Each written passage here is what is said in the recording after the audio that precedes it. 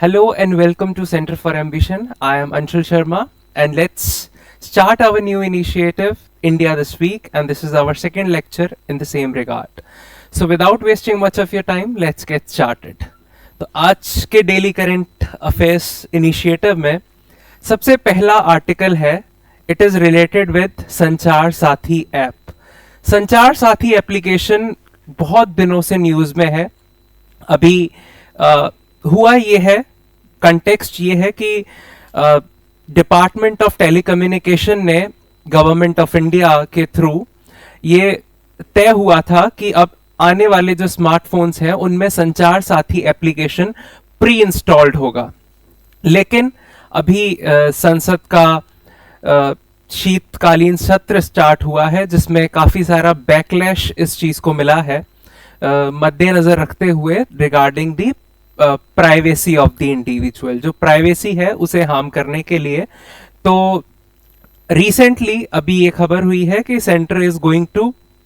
Government is going to withdraw जो ये फैसला लिया गया था, जिसमें ये डिसाइड किया गया था कि हम संचार साथी एप्लीकेशन को प्री इंस्टॉल करेंगे स्मार्टफोन्स में, उसे वापस लिया जा रहा है। It is now going to be optional. अभी यूजर के पास अथॉरिटी रहेगी, या तो वो संचार साथी एप्लीकेशन को प्री इंस्टॉल करवा सकते हैं या नहीं करवा सकते हैं। As of now this is the news, so let's understand this. Government withdraws order to install Sanchar Saathi app. Okay, roll back after the backlash in the parliament. तो जो डिपार्टमेंट ऑफ टेलीकम्युनिकेशंस है उन्होंने December 3 को इन्फॉर्म किया कि 6 lakh citizens ने ये register करने की एप्लीकेशन डाल दी है संचार साथी एप्लीकेशन को। ये डिपार्टमेंट का कहना था। तो हमें बेसिकली, जैसे कि हमने पहली क्लास में समझा है कि हम हर डायनेमिक का एक स्टैटिक पोर्शन समझेंगे, तो बेसिकली हमारे लिए कंटेक्स्ट पता होना चाहिए कि संचार साथी एप्लीकेशन क्यों है न्यूज में। अब हमें समझना है संचार साथी एप्लीकेशन के बारे में थोड़ा सा, सो वो समझते हैं। I have already made some notes. Sanchar Saathi application, सबसे पहली चीज आप याद रखेंगे कि संचार साथी एप्लीकेशन जो है ये डिपार्टमेंट ऑफ टेलीकम्युनिकेशंस के अंडर आता है। डिपार्टमेंट ऑफ टेलीकम्युनिकेशन के अंडर संचार साथी एप्लीकेशन है क्या? Sanchar Saathi application is nothing but just a tool to improve telecommunication security and fight fraud in India. जैसा कि हमने कल के लेक्चर में देखा था या प्रीवियस लेक्चर में ये देखा था कि सुप्रीम कोर्ट ने सीबीआई को फ्री हैंड दिया है to curb the cyber attacks और द डिजिटल अरेस्ट केसेस। जो साइबर फ्रॉड में जो हमने 3 तरह की कैटेगरीज पढ़ी थी, जिसमें से एक था डिजिटल अरेस्ट। तो सुप्रीम कोर्ट ने ये गाइडलाइंस दी थी, फ्री हैंड दिया था सीबीआई को, ताकि वो कर्ब कर सकें डिजिटल अरेस्ट जैसे साइबर क्राइम्स को। तो बेसिकली उसी साइबर क्राइम को रोकने के लिए ये गवर्नमेंट ने डिसीजन लिया था कि हम टेलीकम्युनिकेशन सिक्योरिटी और फ्रॉड को फाइट करने के लिए इंडिया में स्मार्टफोन्स में, जो अब न्यू स्मार्टफोन्स परचेज किए जाएंगे, उनमें संचार साथी एप्लीकेशन प्री इंस्टॉल्ड होगा, लाइक इनबिल्ट फीचर्स। जैसे कि आपने देखा होगा, या तो अगर आप वर्किंग प्रोफेशनल है या अगर आप स्टूडेंट है और आपने एज अ स्टूडेंट अपने गवर्नमेंट फैसिलिटी की कुछ लैब्स वगैरह यूज एक्सेस करी हो, तो आपने देखा होगा कि वहां के सिस्टम्स में कुछ प्री इंस्टॉल्ड एप्लीकेशंस होते हैं जो कि वहां की खबर उस एप्लीकेशन पे हो रहे या उस डिवाइस पे हो रहे हर एक्टिविटी को ट्रेस करते हैं। ऐसे ही ये संचार साथी एप्लीकेशन है। तो क्या कर सकता है संचार साथी एप्लीकेशन के एडवांटेजेस क्या है जो हम लिख सकते हैं मेंस की दृष्टि में? अगर हम समझें तो संचार साथी एप्लीकेशन के जो 3 इंपॉर्टेंट एस्पेक्ट्स हैं जो कि यूज किए जाते हैं, that is, first one is, अगर हमारा फोन स्टील हो जाता है, चोरी हो जाता है, तो स्टोलन फोन को हम ब्लॉक कर सकते हैं, उसको रिपोर्ट कर सकते हैं। This is the first benefit of the Sanchar Saathi application.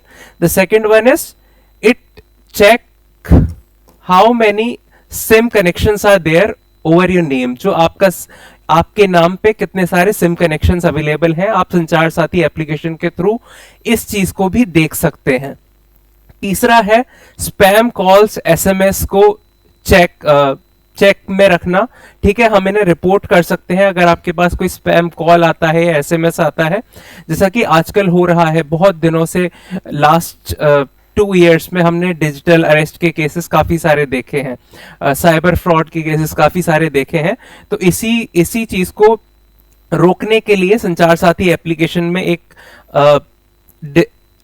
एक तरह का वो डाला था, एक टूल बनाया था, जिस इनिशिएटिव को या इस मैकेनिज्म को नाम दिया गया चक्षु।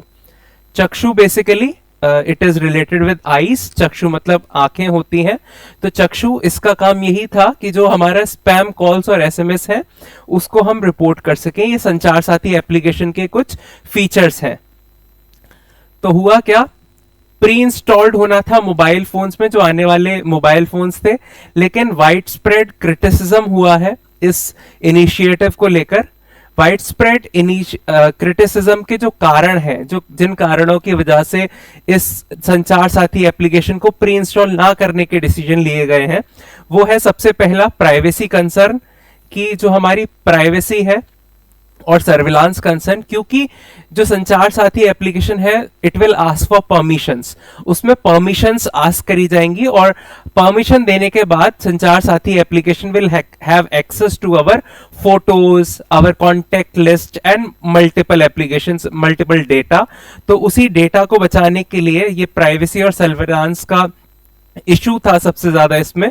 और यूजर की ऑटोनॉमी, जो यूजर की ऑटोनॉमी है basically our mobile phone is ours, okay, और उसमें हम क्या कर रहे हैं, this should not be told to everybody else. तो वो जो मोबाइल फोन में जो यूजर की ऑटोनॉमी है वो भी हार्म होगी और उसे भी स्टेक पे रखा जाता अगर संचार साथी एप्लीकेशन को प्री इंस्टॉल किया जाता। तो इसी के चलते ये क्रिटिसिज्म हुआ और डिसीजन लिया गया है, गवर्नमेंट ने विड्रॉ कर लिया है अपना पुराना डिसीजन, जिसमें कहा गया था कि ये मैंडेटरी होगा संचार साथी एप्लीकेशन को प्री इंस्टॉल करना, but now it is optional, it is not mandatory. Okay, user के पास अथॉरिटी होगी, चॉइस होगी, या तो वो संचार साथी एप्लीकेशन को प्री इंस्टॉल करवा सकते हैं और नहीं भी करवा सकते।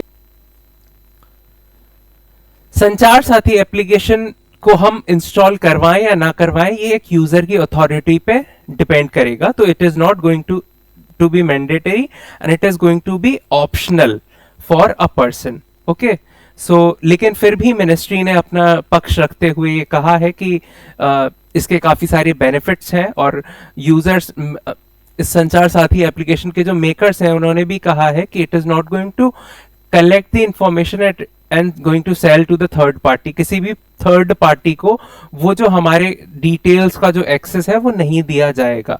जो डेटा ब्रीच की जो इश्यूज है, ऐसा कुछ नहीं होने वाला। बट अगेन अब ये जो फैसला है वो वापस ले लिया गया है। संचार Saathi application is not mandatory now, it is optional. Okay, that was all from this news. आगे चलते हैं and the next news is related with the recent volcanic eruption in Ethiopia, northern Ethiopia में जो अभी volcanic erupt हुआ है, okay, highly gobi volcano, okay, it is related with that। जब volcano erupt होता है तब उसमें से कुछ material release होता है। जो volcano है जब वो फटेगा, जब erupt होगा volcano, तो उसमें से काफी सारे material निकलता है। okay, in that one of the very important material is volcanic ash। volcanic ash जो है तो वो एक सेफ्टी कंसर्न है, ठीक है, ऐसा है। तो volcanic ash के बारे में पहले समझते हैं क्या होता है। सो volcanic ash जो है बेसिकली 2 mm डायमीटर तक की जो एश होती है उसे volcanic ash कहा जाता है, जो volcanic eruption के थ्रू निकलती है। एप्लीकेशन एश मतलब एक तरह की राख। And it is hard, abrasive and full of minerals. Hard होती है, कठोर होती है और इसमें मिनरल्स की मात्रा भी होती है। तो बेसिकली ये यूजफुल भी है और हार्मफुल भी है। यूजफुल क्यों है? क्योंकि इसमें काफी सारे मिनरल्स हैं and it is going to contribute in the mineral cycles, काफी सारी हमने साइकिल्स, जब हम ज्योग्राफी पढ़ते हैं तो काफी सारी मिनरल साइकिल्स पढ़ते हैं, like sulphur cycle, carbon cycle. Okay, तो इस तरह की जो हमारी न्यूट्रिशन साइकिल होती है, मिनरल साइकिल्स होती हैं, उसमें ये मिनरल्स ऐड कर सकते हैं, हमारे सॉइल की फर्टिलिटी को बढ़ा सकते हैं।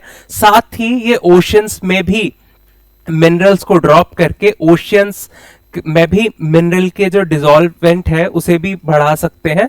तो ये इसके कुछ पॉजिटिव पॉइंट है, लेकिन इस न्यूज में मेनली हम नेगेटिव पॉइंट्स की बात कर रहे हैं कि किस तरह से वॉल्केनिक एश जो है ये फ्लाइट्स को लेके एक कंसर्न बना हुआ है।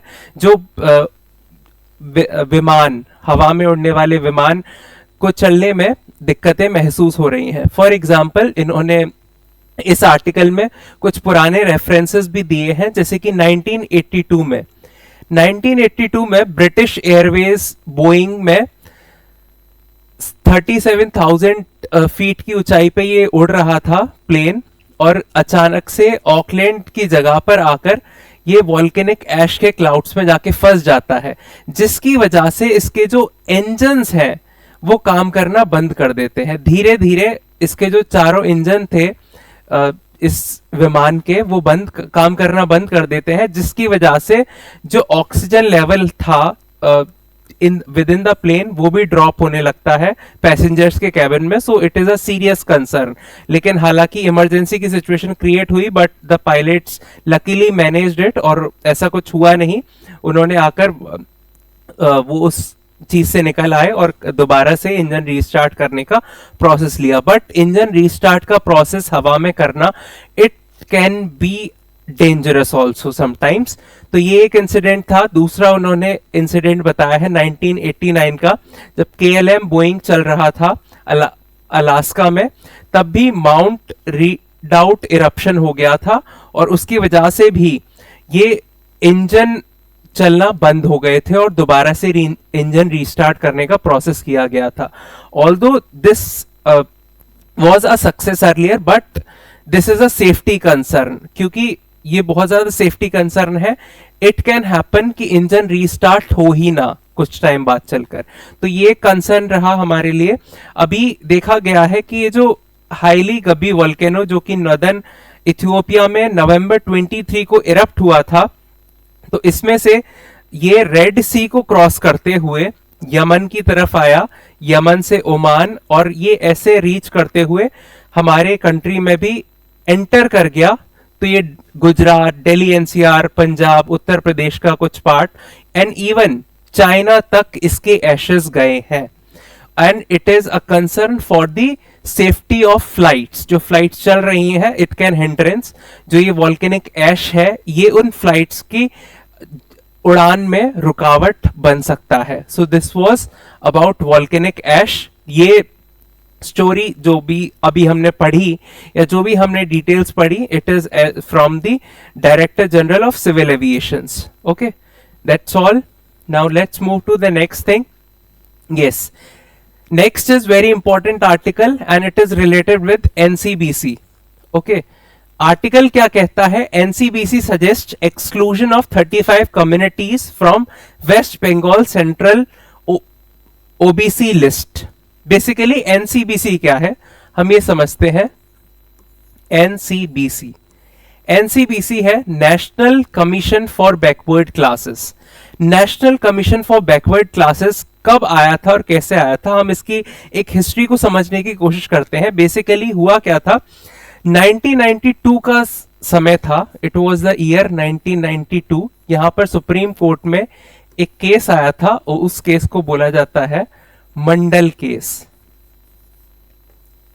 मंडल केस आया था और इस मंडल केस में सुप्रीम कोर्ट ने डायरेक्टिव दिया था एक स्टैट्यूटरी बॉडी बनाने के लिए। सेंट्रल गवर्नमेंट को डायरेक्टिव दिया था कि वो एक स्टैट्यूटरी बॉडी फॉर्म करे for looking after the complaints regarding the backward classes of the country. तो उसके चलते national commission for backward classes as a statutory body बनाया गया था।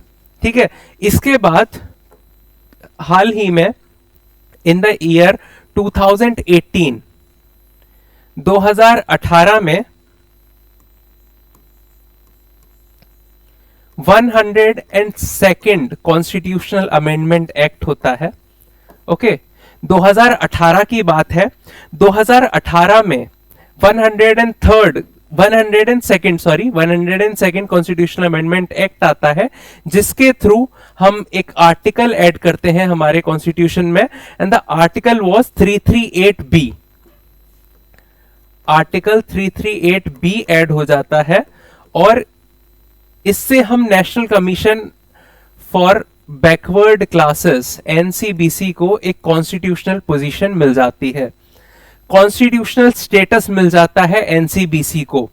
तो यहां से ये स्टोरी थी एनसीबीसी से रिलेटेड कि कैसे एनसीबीसी जो हमारे कंट्री में एज अ स्टैच्यूटरी बॉडी शुरू हुआ और अल्टीमेटली 2018 के 102nd कॉन्स्टिट्यूशन अमेंडमेंट एक्ट के थ्रू कॉन्स्टिट्यूशन में आर्टिकल ऐड हुआ, दैट इज आर्टिकल 338B, और यहां से एनसीबीसी को एक कॉन्स्टिट्यूशनल प्रोविजन डिक्लेयर कर दिया गया, यहां से कॉन्स्टिट्यूशनल अथॉरिटी मिल गई। और now this commission, national commission for backward classes, looks after the complaints regarding the backward classes. तो अभी कंटेक्स्ट क्या है, हाल ही में सुप्रीम कोर्ट ने Muslim communities population in West Bengal में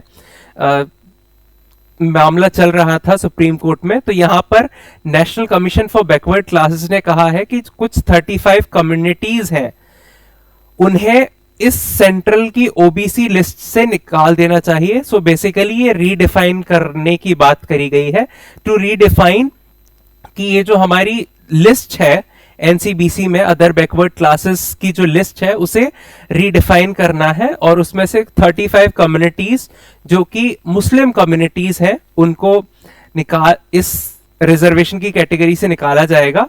okay, it was as per the NCBC. So basically आपको ये ज्यादातर ये चीज नहीं समझनी है कि क्या चल रहा है। बेसिकली हमें national commission for backward classes के बारे में जानकारी होनी चाहिए, ये कौन से अमेंडमेंट एक्ट से कॉन्स्टिट्यूशनल बॉडी बनाया गया, इसका आर्टिकल क्या है। तो आर्टिकल हमने देखा 338B आर्टिकल है, एंड सोशली और एजुकेशनली जो बैकवर्ड क्लासेस होती हैं उन क्लासेस के लिए ये national commission for backward classes बनाया गया था। ओके, ये कमीशन बना था 1992 में, सुप्रीम कोर्ट ने इसे बनाने का आदेश दिया था एज अ स्टैट्यूटरी बॉडी। 1993 में ये कमीशन फॉर्म हुआ था और अल्टीमेटली 2018 में 102nd कॉन्स्टिट्यूशन अमेंडमेंट एक्ट के थ्रू आर्टिकल 338B हमारे कॉन्स्टिट्यूशन में ऐड किया जाता है और एनसीबीसी को एक कॉन्स्टिट्यूशनल प्रोविजन, कॉन्स्टिट्यूशनल स्टेटस दे दिया जाता है। सो दिस वाज ऑल जो आपको याद रखना है इससे related for prelims as well as mains. Okay, so ये आर्टिकल में यही चीज दी गई है, हालांकि हमें कम्युनल साइड पर नहीं जाना है आर्टिकल के, बस हमें एनसीबीसी के बारे में समझना था। नाउ द नेक्स्ट क्वेश्चन, ये हमारे लिए अनफॉर्चुनेट इंसिडेंट देखने को मिला है। हुआ क्या है, सुप्रीम कोर्ट की गाइडलाइंस थी regarding the acid attack survivors. तो एसिड अटैक सर्वाइवर्स को बेसिकली 3 लाख का कंपेंसेशन गारंटी किया गया था। 3 लाख का कंपेंसेशन, अगर कोई एसिड अटैक सर्वाइवर है तो उसे 3 लाख कंपेंसेशन दिया जाएगा, प्लस फ्री केयर दी जाएगी इन हॉस्पिटल्स, गवर्नमेंट हॉस्पिटल या प्राइवेट हॉस्पिटल, किसी भी हॉस्पिटल में फ्री केयर दी जाएगी और गवर्नमेंट के थ्रू इसे जो एसिड अटैक सर्वाइवर्स हैं उनको 3 लाख कंपेंसेशन दिया जाएगा। लेकिन ये जो आर्टिकल अभी हम देख रहे हैं, इसमें हुआ क्या है, कंटेक्स्ट ये है कि देखा गया है कि जो एसिड अटैक सर्वाइवर्स हैं उन्हें कंपेंसेशन नहीं मिल रहा है, उन्हें hardly compensation 50,000 max to max 1 lakh तक कंपेंसेशन देखा गया है, जबकि सुप्रीम कोर्ट की गाइडलाइंस के अनुसार 1 लाख कंपेंसेशन तो विद इन 1 वीक मिलना था और बाकी का जो 2 लाख कंपेंसेशन था इट वाज 2 महीने के अंदर अंदर वो फुलफिल हो जाना जरूरी था। लेकिन अभी देखा यह गया है कि हाल ही में कंटेक्स्ट जो चल रहा है उसमें कि जो 50,000 से 1 लाख तक कंपेंसेशन दिया जा रहा है एसिड अटैक सर्वाइवर्स को, which is very unfortunate incident for our nation. और अभी हाल ही में जस्टिस बीवी नागराथन की अध्यक्षता में ये कमेटी बेंच बैठी थी और उन्होंने इस बात का संज्ञान लिया कि जो भी अभी तक डायरेक्टिव्स थे उन्हें फॉलो क्यों नहीं किया जा रहा है। एसिड अटैक को लेकर एसिड अटैक की ऑन काउंटर सेल रोक दी गई थी, लेकिन आज भी एसिड जो है वो बिक रहा है, खुले में बिक रहा है जो एसिड्स है। एसिड बेचने वाले घर घर जाकर एसिड्स की बोतल बेचते हैं, विच इज वेरी अनफॉर्चुनेट। जबकि ये जो गाइडलाइंस थी इसमें सख्त मना किया गया था। तो यहां से हम इसको बेसिकली सोशल जस्टिस में जो टॉपिक है उससे हम रिलेट कर सकते हैं। Social justice, the part of our syllabus social justice में, और justice delayed is justice denied. Okay, अगर जस्टिस में देर होती है तो जस्टिस डिनाई ऐसा ही माना जाता है। तो इसका इवोल्यूशन कैसे हुआ था? 2006 में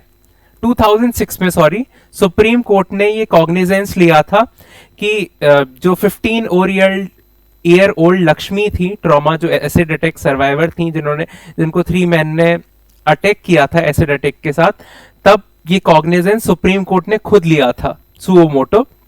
2013 में सुप्रीम कोर्ट ने आदेश दिया था 3 लाख का मिनिमम कंपनसेशन और critical free care private hospitals में, and ban over the counter sale of acid.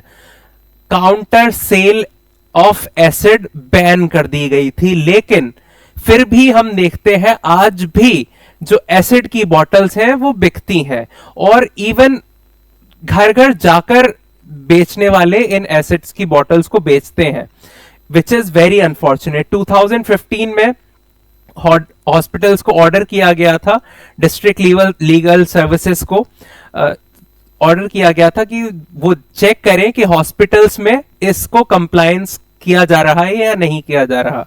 ठीक है, इसको एज अ क्रिमिनल इंजरी घोषित कर दिया गया। ये जो एसिड अटैक होता है, this is a criminal injury, यहां पर इसे एज अ क्राइम देखा जाता है, विच इज वेरी सीवियर। और 2025 में दोबारा सुप्रीम कोर्ट ने इसको देखा है और सर्विलांस में लाया गया है।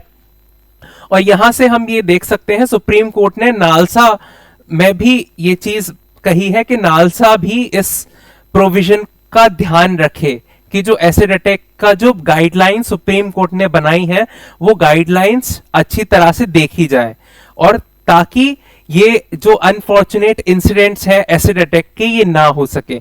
काफी सारी मूवीज है जो एसिड अटैक सर्वाइवर्स की कहानी को बयां करती हैं, जैसे कि हाल ही में एक मूवी आई थी छपाक, उसमें भी किस तरह से एसिड अटैक सर्वाइवर्स को तकलीफ झेलनी पड़ती है, जस्टिस नहीं मिलता है, जस्टिस डिले होता रहता है, ये चीजें उनको देखने को मिलती हैं।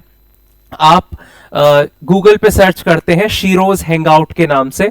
शीरोज हैंगआउट एक तरह का कैफे था, जो cafe it was a sort of startup जो स्टार्ट किया गया था एसिड अटैक सर्वाइवर्स के थ्रू, ताकि उन्हें दोबारा से वो जी सके इस समाज में, बिकॉज सोशल स्टिग्मा अटैच होता है। सोशल स्टिग्मा, जो एसिड अटैक के जो विक्टिम्स होते हैं, सर्वाइवर्स होते हैं, उनके साथ एक सोशल स्टिग्मा हम लोग अटैच कर देते हैं just because of their looks, okay, which is very unfortunate. और इसी के लिए शीरोज हैंगआउट नाम का एक कैफे, एक स्टार्टअप ओपन हुआ था ताकि हम इस सोशल स्टिग्मा को दूर कर सके। तो ये चीज आप देख सकते हैं। सो this was related with the supreme court recent order on the acid attack survivors.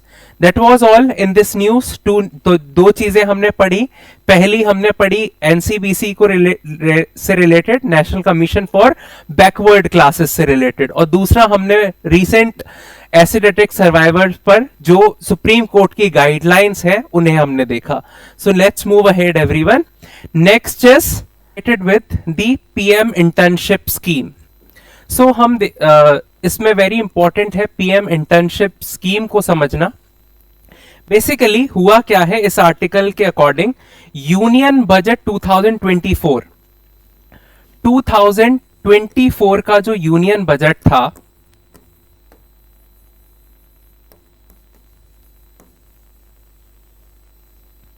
इस बजट में एक स्कीम लॉन्च करी गई थी जिसका नाम था प्राइम मिनिस्टर इंटर्नशिप स्कीम। इस प्राइम मिनिस्टर इंटर्नशिप स्कीम के 2 फेजेस में पायलट प्रोजेक्ट शुरू करे गए, पायलट फेज शुरू किया गया।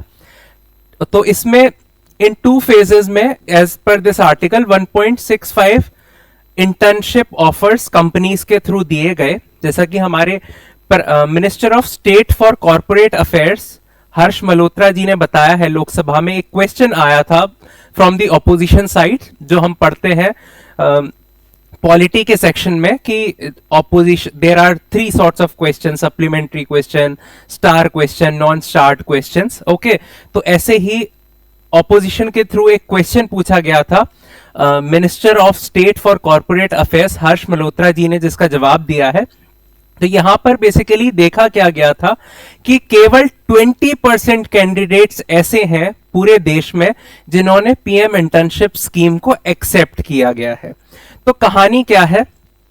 कहानी यह है कि 2 फेजेस में इस स्कीम के पायलट प्रोजेक्ट को लॉन्च किया गया था।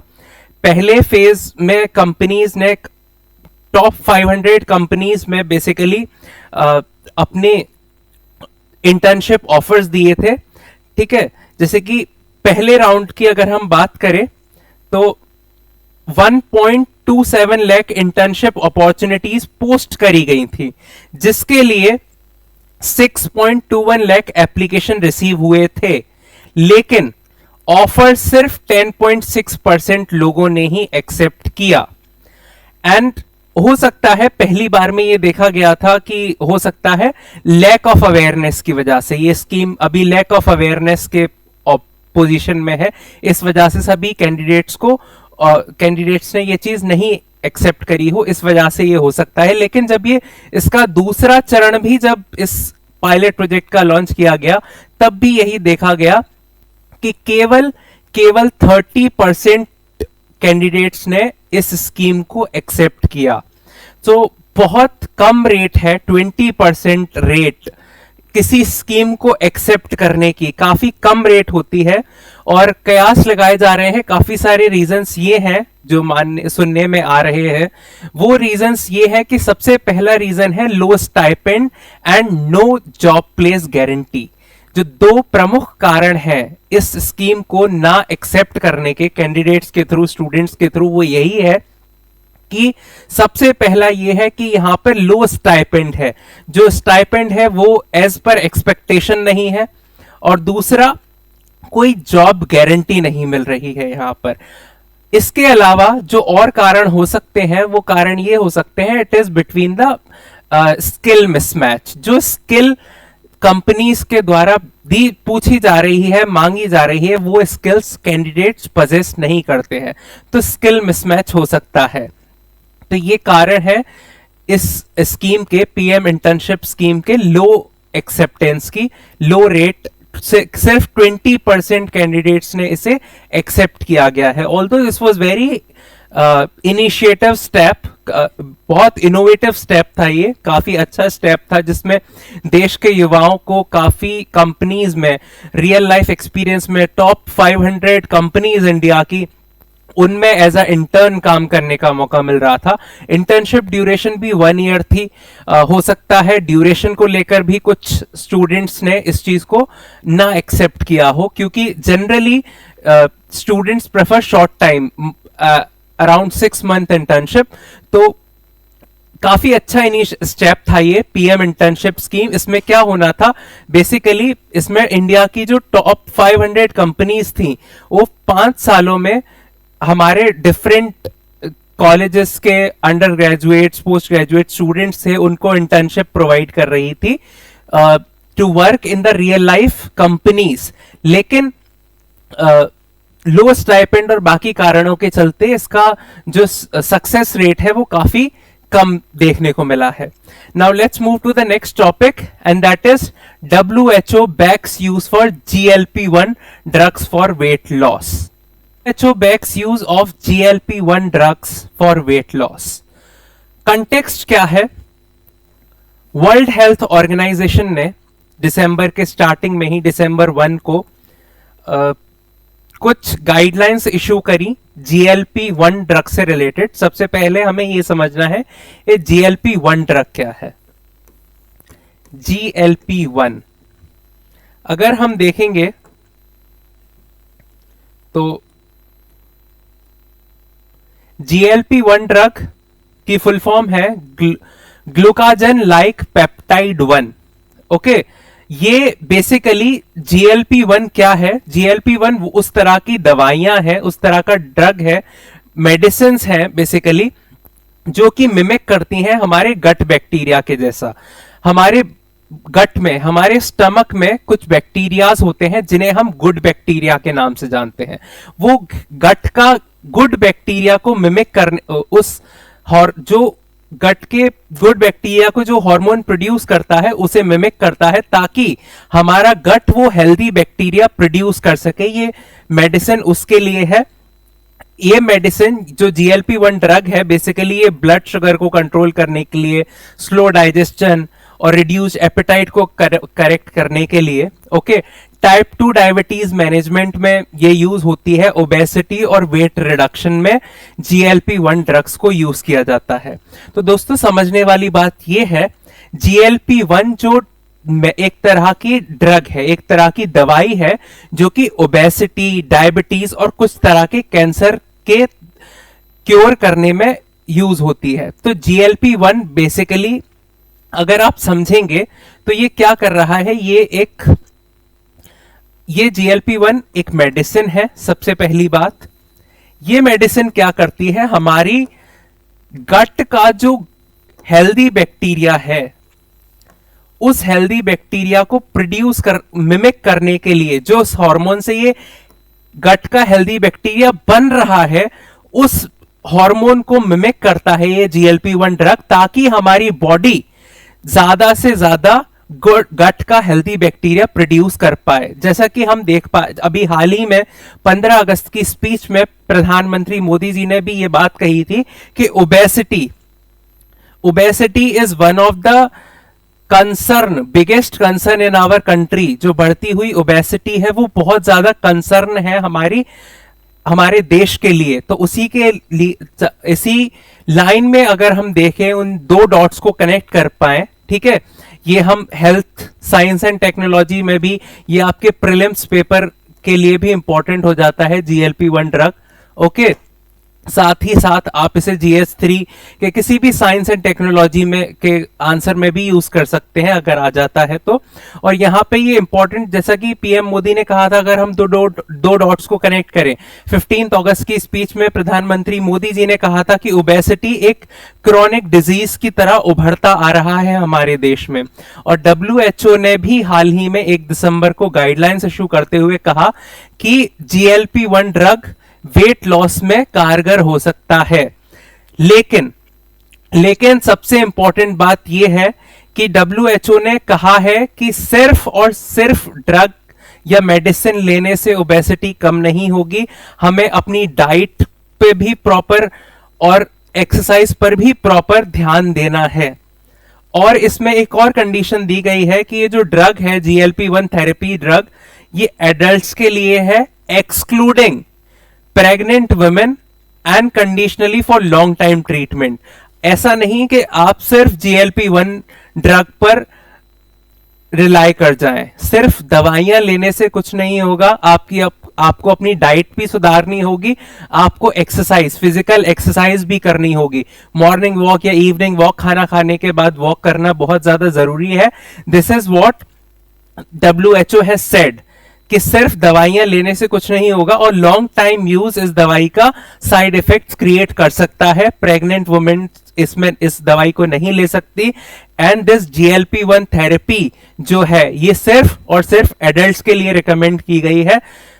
तो यहां पर अभी ये बताया गया है WHO के अनुसार कि ओबेसिटी जो है ये दुनिया में ही एज अ सीरियस कंसर्न बढ़ती जा रही है। Okay, so this is very important. क्यों इंपॉर्टेंट हो जाता है? सबसे ज्यादा इंपॉर्टेंट ये इसलिए हो जाता है क्योंकि हमारे देश के लीडर मोदी जी ने ओबेसिटी को लेकर अपने 15 अगस्त की स्पीच में बात करी थी, प्लस WHO जो एक इंटरनेशनल ऑर्गेनाइजेशन है उसने भी 1 दिसंबर को सेम टॉपिक पर ये गाइडलाइंस इशू करी गई हैं। इसलिए ये GLP-1 ड्रग हमारे लिए प्रीलिम्स के नजरिए से और साथ ही साथ मेंस में एज एन एग्जांपल ऐड करने के लिए काफी ज्यादा इंपॉर्टेंट हो जाता है। प्रीलिम्स में इसके साइंटिफिक एप्लीकेशन या पूछा जा सकता है इसको रिलेटेड, तो इसे हमें पढ़ना होगा और जब हम आगे चल के रिवीजन लेक्चर्स करेंगे तब भी हम इस सेम टॉपिक को और डिटेल में कवर करेंगे। सो ये था GLP-1 ड्रग से related news. So this was all today in the lecture। कुछ कम ही इंपॉर्टेंट आर्टिकल्स थे और ये हमारी तरफ से उत्तर प्रदेश लोक सेवा आयोग, जैसा कि आप सभी जानते हैं, कुछ समय पहले ही, आज 2 या 3 दिन पहले ही उत्तर प्रदेश लोक सेवा आयोग UPPCS के प्रीलिम्स का रिजल्ट डिक्लेयर किया गया है। And I heartily congratulate to those who made it in the list, and I really motivate and encourage those who did not, जिनको नहीं मिला है, let's restart again our preparation, okay? और जिनको सफलता मिली है इस प्रीलिम्स के एग्जामिनेशन में, आपको बहुत बहुत बधाइयां। और इस लोक सेवा आयोग के लिए, उत्तर प्रदेश लोक सेवा आयोग के लिए हमने नया कोर्स लॉन्च किया है, लक्ष्य 2026 प्रीलिम्स कम मेंस बैच। इसमें मेंस और प्रीलिम्स बैच भी है। ये इवनिंग बैच है, ऑफलाइन इवनिंग बैच है हमारे ऑफलाइन सेंटर पर। तो ये बैच जो है UPPCS के लिए है, स्पेसिफिकली UPPCS से रिलेटेड है। हिंदी इंग्लिश दोनों लैंग्वेजेस में आपको बैच मिलेगा। सबसे बड़ी बात यह है कि इस बैच में हम आपको 5 डेज फ्री डेमो दे रहे हैं, विच is very new in itself. आज की डेट में most of the coaching institutes they even don't provide 1 day demo, and we are providing you with a 5-day free demo lectures। आप आ सकते हैं हमारे offline centre पर और 5 दिन फ्री डेमो क्लासेस अटेंड करके देख सकते हैं। बैच शुरू हो रहा है 8 दिसंबर 2025 से। So register now without wasting much of your time, and you can note down the number. हमारी कॉन्टेक्ट डिटेल्स, आप इस पेज का स्क्रीनशॉट ले सकते हैं और इसमें कॉन्टेक्ट डिटेल्स दी गई हैं। अगर आपको कोई क्वेरी है आप इस कॉन्टेक्ट पर कॉल करके पूछ सकते हैं। कोर्स के फीचर ये हैं, इसमें फुल सिलेबस कवरेज दिया जाएगा, स्टेट स्पेसिफिक पेपर्स भी, यूपी स्पेशल जिसके लिए बच्चे बहुत सारी तरह की किताबें पढ़ते हैं, यूपी स्पेशल, वो भी हम इस कोर्स में कवर कराने वाले हैं।